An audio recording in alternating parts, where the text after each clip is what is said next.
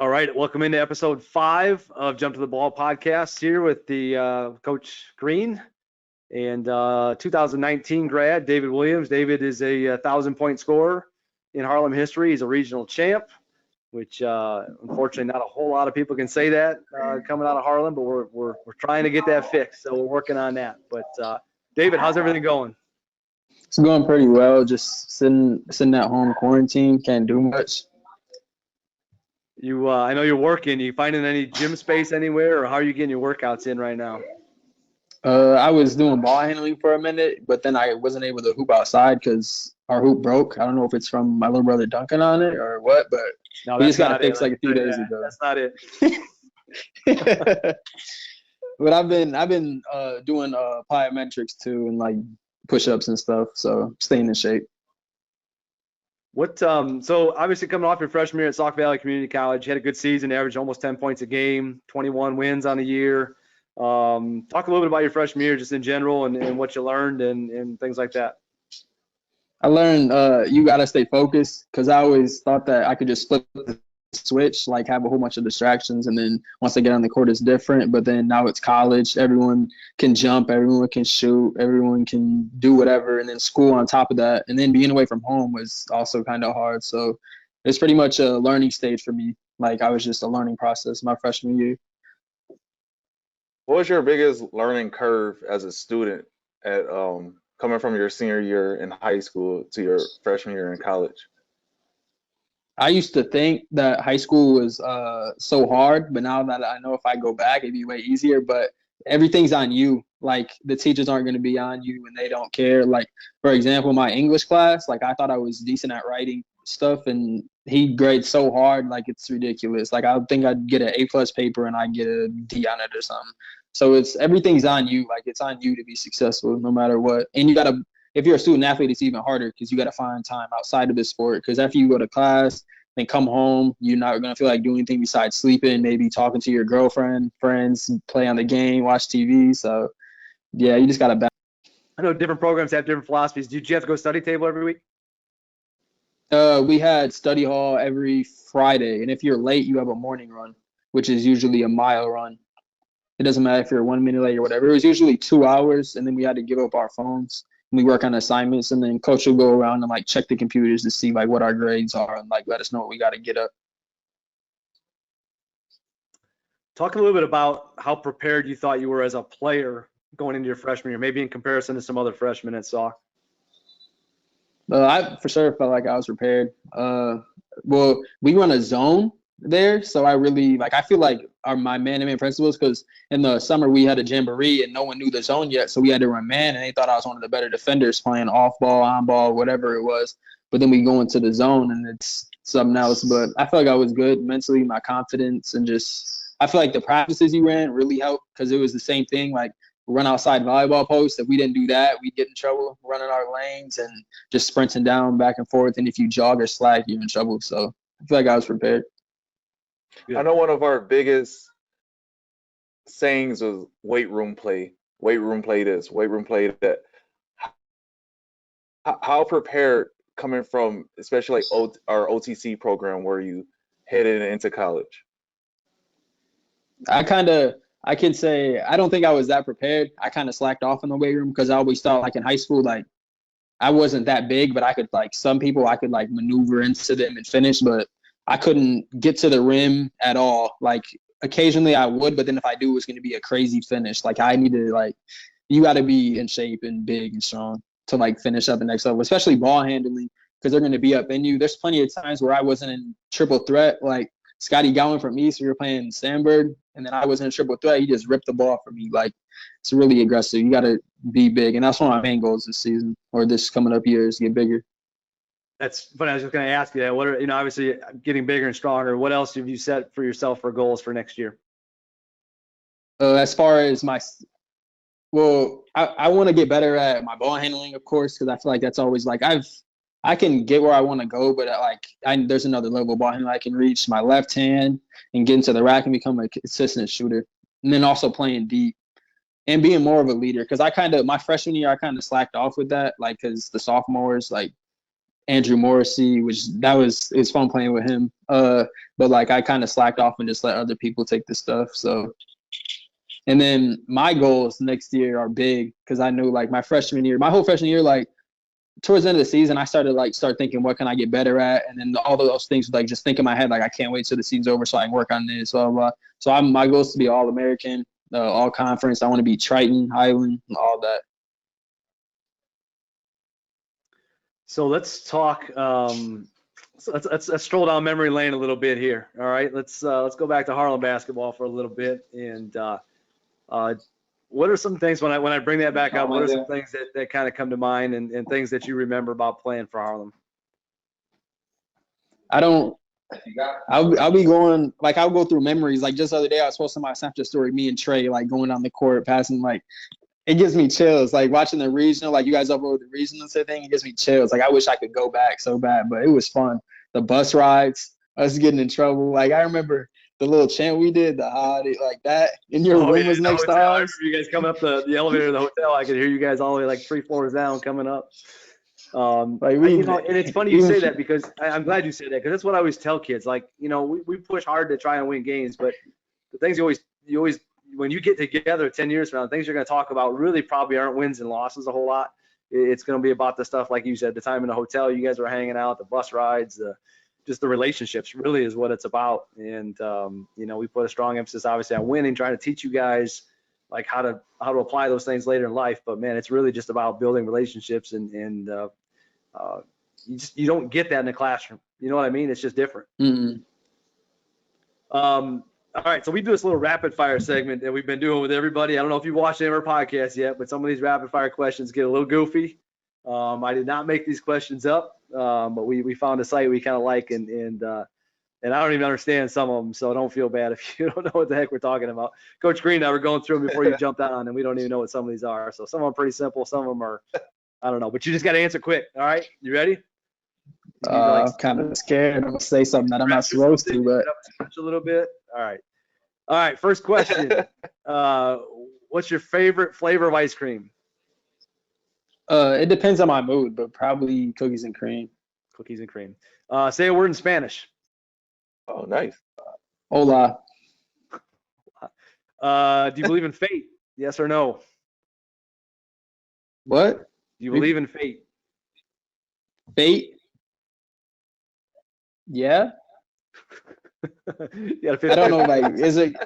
What's your favorite number? Way too unsure about that. Oh, 5. 5, but you wore 1 this year, didn't you? Yeah, because 5 was 5? a large Who had jersey. 5? It was a large. Nobody did. It was a large jersey though, so I needed the medium because I'm not. Do you need to get bigger? Yeah. Yeah. All right, so we're gonna see you number 5 next year. Oh man, be careful on this one. Who has it easier, men or women? If your mom's in the room, you better say men. Women definitely have it easier. Oh boy. I would go an explanation, but boy. Oh boy. Hopefully your girlfriend's not gonna watch this. All right. God. Have you ever worn socks with sandals? Yes. Yes, all basketball players have, I think. Let's see. What does a person need to be happy? Repeat that. What does a person need to be happy? Positive energy. Good answer. I was gonna say basketball, but I was gonna say basketball too. What's the best age? What's the best age? Ooh. Us older guys could give you. We got a little more perspective on this one. What's the best age? How old are you now? 19. Mm-hmm. What's the best age so far for you? Best age? Oh, probably 14. 14. I'm not even gonna ask. Stress-free. Didn't have to worry about anything. Middle school. Not a care in the world. Is double dipping in a party ever acceptable?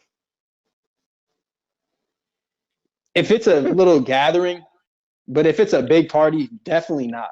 No, that's the wrong answer. Definitely not. Never. Definitely never. not. Never acceptable. If it's more, what's one thing Coach Tassoni always said to you at practice? It was always something like to get on my nerves, like go harder, There's some other stuff too. I can't think of it right now. There was one time he made me run because he said I didn't jump to the ball. And then he talked to you right after I got done running. He said he did jump to the ball. He's like, oh, my bad, David. Like, what? Just ran a lap with a medicine ball over my head. All right. What's one thing I always say at practice? Or games. Or games? Oh, no. Hold up. Because there's the a family lot show. of stuff. Buy-in, of course. I can't think of it. Yeah, it's a family show, so I can't really like. But he's not the first one that said that either. All right, so Coach, you got anything else you want to ask him? I got one more, but go ahead. One of our big slogans, one of our big sayings when you were a senior was mental toughness, extra effort. Going into basketball or even life, what does that mean to you? In life, you're gonna be like, there's gonna be a whole bunch of stuff that's thrown at you, and you really can't control it. So it's on you to have the mental toughness to control it. And then it could be many things, but this, like, for me, it's extra effort is getting out of that state that may have pushed you, which is the mental toughness state, or just trying harder in things that you know you can try harder in. Like a saying that stuck with me, like recently, like if it's hard, choose it because it'll make your life easy. And if it's easy, try to stay away from it because it'll make your life hard. And that's like really stuck with me. So that's kind of like what I related to. That's good advice. It kind of rolls right into what I was going to ask you. You know, obviously your brother DeAndre is a freshman. You know, he's had a little bit of success already. His team went 26-3 this year with Coach Green, and they win a conference championship. And he tells me he's a better player than you already. So, what's one thing what's one thing you would tell? It doesn't even have to be your brother either. Any of these guys coming up through the ranks. You know, what's one thing you would give them as far as advice goes, or maybe if you want to look at it a different way, what's one thing you would go back and change if you had the opportunity to go back and change it about your high school career? The advice that I would give is don't think you have it all figured out, because you don't. Because I did that for a while, and that my junior year, like you've seen how this season went. And then for the longest, I think I'm like this cold, blah, blah, blah. And then you have to like Coach Winters knows what he's talking about, certain stuff. And then Green and Sassoni know as well. So it's like just letting in and not think you have everything figured out. Because if you do, you won't reach your potential at all. And then one thing I can go back, I've been thinking about this. I wish I could play South Elgin again. I wish I could play East again. I wish there's a whole bunch of stuff. But I'd probably be in the gym more, like a lot more. Like now that I look at it, I feel like my mind's so different now, but I'd be in the gym more for sure. And actually stay focused. Like I could have been way more focused in the classroom and on the court sometimes too, but I like cherish every single moment. Cause like in the moment when you're saying we're going to miss it when it's over, like I'm like, okay, yeah, we are. But now like it's, you don't know till you go through it. So it's funny that you say like you'll go and be more in the gym, because you're one of the guys that are like an absolute gym rat. One of the only guys we can call on, and you'll be shooting around by yourself. So that's amazing. Well, and I was going to say the same thing. You know, for Harlem basketball at the time, you were an absolute gym rat. Like I think guys are hearing you say you be in the gym more, like you were in there all the time. But I mean, I was going to let you go here, but let's talk about that really quick. Take that to, you know, you get to college and everybody's kind of like you. Like everybody was one of the top 2 or 3 players on their high school team. Like you said, bigger, faster, stronger. You know, just talk about how competitive it is, just getting on the floor and maintaining playing time and doing all that stuff for that very reason. I noticed right away. I mean, my freshman year wasn't the best because I was that's how I learned mental toughness, and that stuff really played out for me my freshman year. But like everybody is the same level as you. Like my mentality isn't that. Like my mentality, you guys are gonna call me slow, but if I play LeBron one-on-one and I get ball first and there's buckets, I feel like I'll beat LeBron. That's my mentality. But like, but like my mentality is like I'm better than everyone. But then when you get like pushed around and smacked in the face, it's like, dang, like I worked out all this time and people are doing the same thing as me. And it's like separating yourself. Like I never wanted to do what everyone else was doing. I feel like that's why like what separated me. Like if someone's out. Like, for example, people would go out to parties and stuff, and I'd be like, okay, I'm gonna go to peak. I'm gonna do this because while you're out partying, I'm gonna be in the gym. But like for it was a wake up call because I thought I was in the gym all the time, this and that. One workout a day, I'm good, whatever. And then I'm seeing people that don't even work out that much, and they're killing me on the court or something like that. So it's just like, you got to stay in the gym if you want to be great and like just work on your craft all the time. And then just find little things to get better. Like you can't be afraid to ask questions. Like I remember before my senior year, I asked Coach Winters, I was like, what are things I can work on? And he told me ball handling, left hand. And then I worked on those this summer and came back. And then there's a few, I did miss a few left hand layups, blew up a few left hand layups, but they got better. But yeah, like it's crazy. And then one of the things, like we didn't have a shooting machine at Sauk. So like every time we like would have to shoot around, like I'd have to get a person. And then it's like we're tired of chasing down the ball. So it's like, so that's like even more like of a stress. But if you want to be good, you have to do that. So it's safe to say the mental side comes in a lot more because you keep saying everybody's the same. Like everybody can do this, everybody can do that. So mentally, you got to kind of be tougher than them. Is that accurate?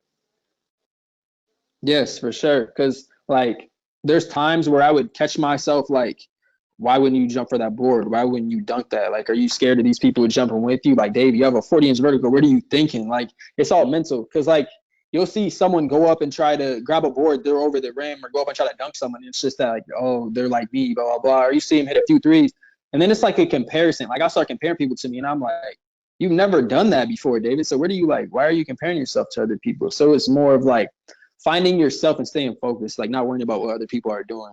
And I feel like social media is bad with that because you see mixtapes, see this, because there's people I've seen, like I've watched their mixtapes, like Triton, there's a few people, I'm like, I watched their mixtapes, I go play, I'm like, this is it? Like I was expecting crossover, dunk, something like that's the social media hypes up everything and it gets these images in people's heads and you start comparing yourself and like boost your confidence down. So I try to stay off that too and not pay attention to that. But and meditation. I started meditating this year too. That helps a lot too. Clears my mind, for real. Man, it sounds like you've grown up quite a bit in freshman year, and man, it sounds like you got it all figured out, ready to roll. Look out sophomore year. Look out Sauk. Look out Triton. I think Triton's always loaded with talent too. So I know Coach Yeah, for sure. And you get some great athletes there. So it sounds like you got some great goals in mind, and man, you're on your way. Proud of you, buddy. Appreciate your time tonight, Coach Green. Thanks for jumping on with us. And that's going to do it for episode 5 of our Jump to the Ball podcast. David Williams, class of 2019. Thanks, buddy. All right, thank you. Thank you.